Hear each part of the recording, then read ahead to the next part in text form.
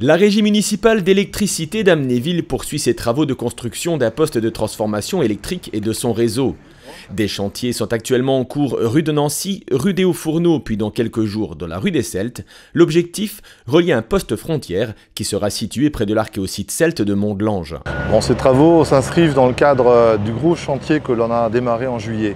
C'est la construction d'un poste de 225 000, 20 000 volts qu'on construit sur le site d'ArcelorMittal, sur le site du poste de transfo de l'usine.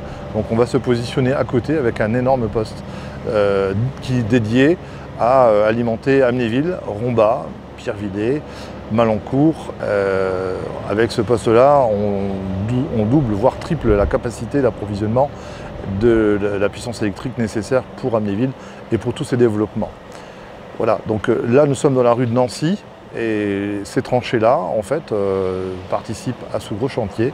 Donc c'est l'enfouissement des câbles neufs, des câbles HTA, qui partent donc du poste directement source et qui va alimenter ce qu'on appelle un poste frontière que l'on va mettre face à l'archéosite, à la frontière Amnéville-Mondelange. Je rappelle que jusqu'à aujourd'hui, Amnéville est alimenté toujours d'ailleurs, est alimenté par le poste situé sur le Cora, le parking du Cora de Mondelange. On voit au bout du parking, il y a des grands ouvrages d'électricité qui sont propriété d'Enedis. Et donc nous sommes approvisionnés à partir des équipements d'Enedis.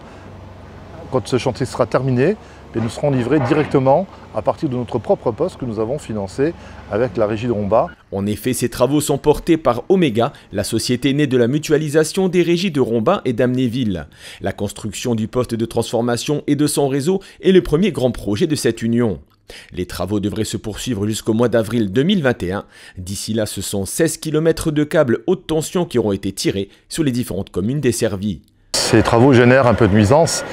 Et on remercie les riverains de cette rue, mais de toutes les rues dans lesquelles on passe, de leur patience.